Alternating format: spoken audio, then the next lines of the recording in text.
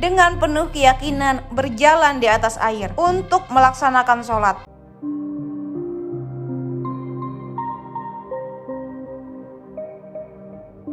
Assalamualaikum warahmatullahi wabarakatuh. Dalam dunia spiritual, seringkali kita disuguhkan kisah-kisah yang menakjubkan dan memperlihatkan keajaiban yang terjadi di sekitar kita. Salah satu fenomena yang menarik adalah keajaiban dan keutamaan sholat berjamaah. Dalam video ini, kita akan menjelajahi beberapa kisah spiritual yang menggambarkan kekuatan sholat berjamaah.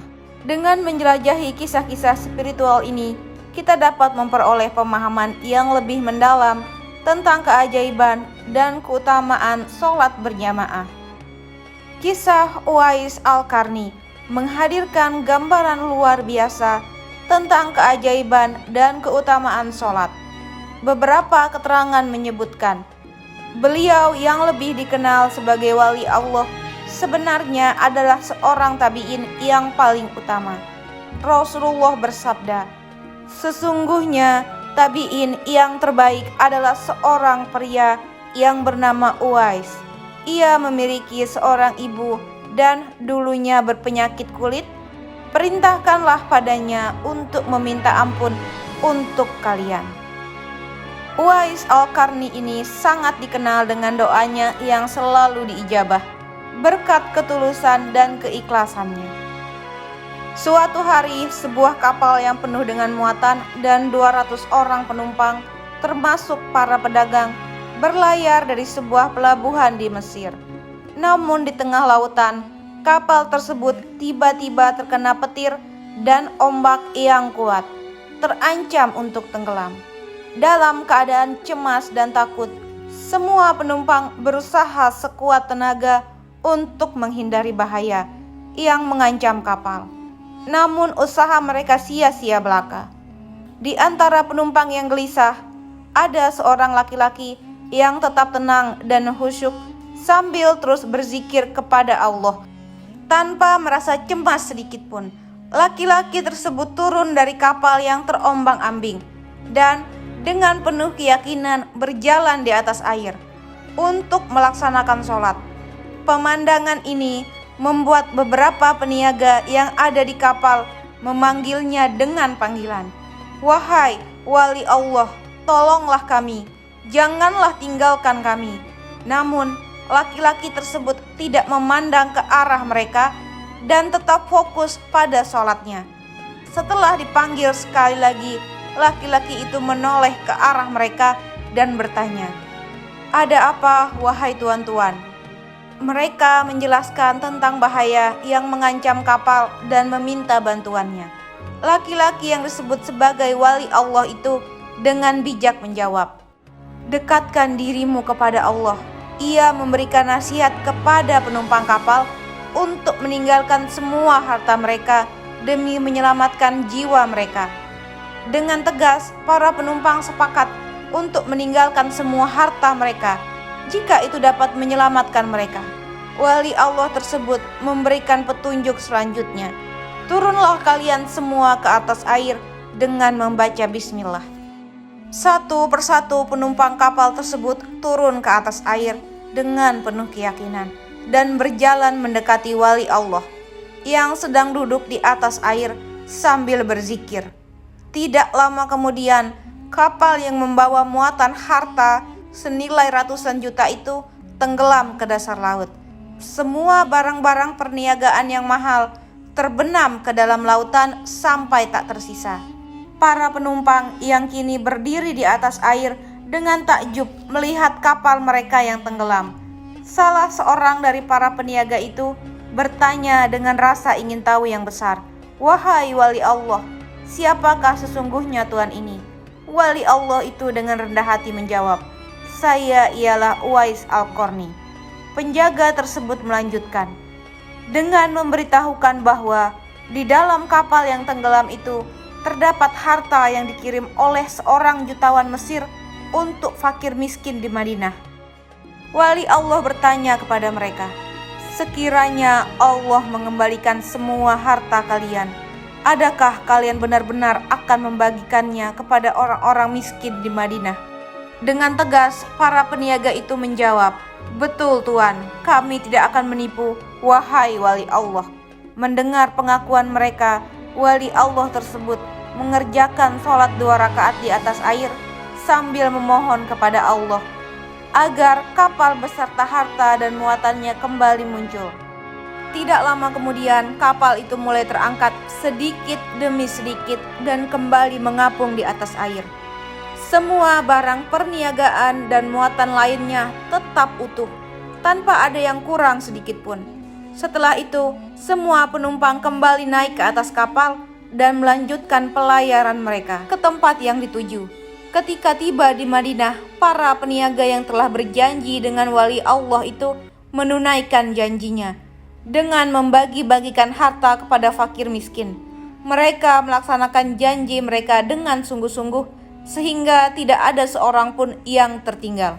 Kisah Uwais Al-Qarni ini mengajarkan kita tentang ketenangan dalam menghadapi bahaya, kekuatan iman dan keajaiban yang dapat terjadi ketika kita dekat dengan Allah.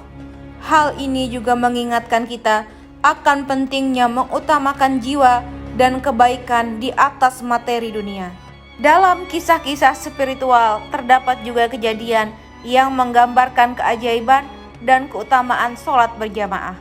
Salah satu contohnya adalah potret prajurit TNI AL yang sholat berjamaah di atas kapal selam. Meskipun berada di tengah laut lepas, mereka tetap menjalankan ibadah secara berjamaah dengan penuh khusyuk.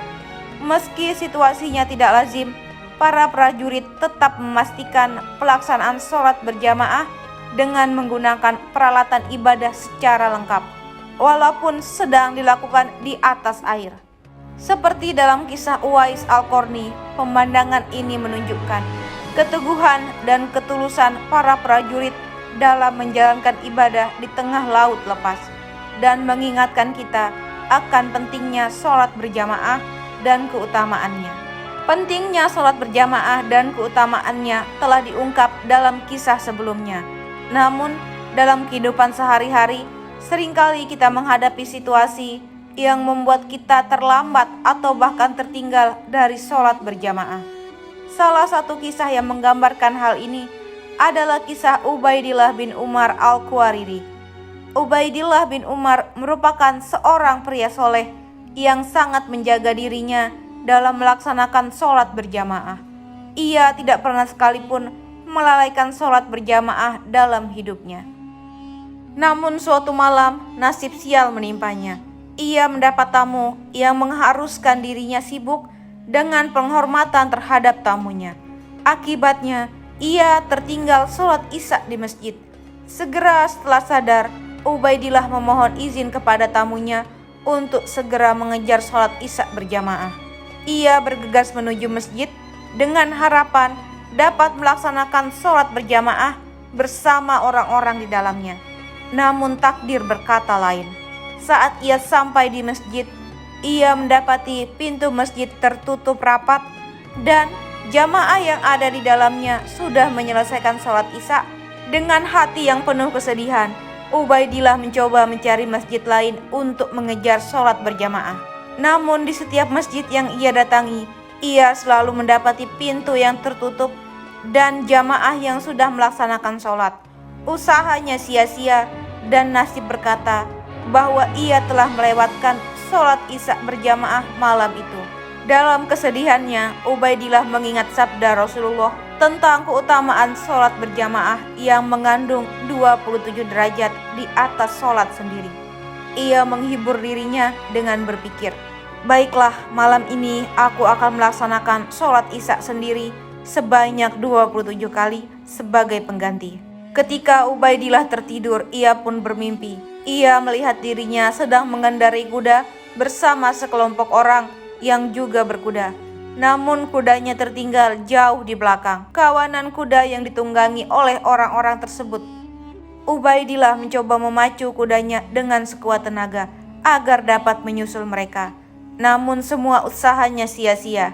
Akhirnya salah seorang dari mereka menoleh ke belakang dan berkata, Seberapa hebat kau memacu kudamu, kau takkan dapat menyusul kami, karena kami melaksanakan sholat Isya berjamaah, sedangkan kau hanya sholat sendiri. Ubaidillah terbangun dari tidurnya dengan perasaan duka dan kesedihan yang mendalam. Ia merenungi nasibnya yang telah melewatkan sholat Isya berjamaah. Kesadaran akan keutamaan dan keistimewaan sholat berjamaah semakin dalam hatinya. Ia berjanji pada dirinya sendiri bahwa ia tidak akan lagi melewatkan kesempatan untuk melaksanakan sholat berjamaah, meskipun dalam situasi yang sulit sekalipun. Kisah Ubaidillah menjadi pelajaran bagi kita semua tentang pentingnya kesetiaan dan khusyuk dalam menjalankan ibadah, terutama sholat berjamaah. Kendati ia harus menghadapi kekecewaan karena tertinggal dari sholat berjamaah, namun ia memahami akan keutamaan dan nilai-nilai yang terkandung di dalamnya. Wallahu a'lam bishawab. Waalaikumsalam warahmatullahi wabarakatuh.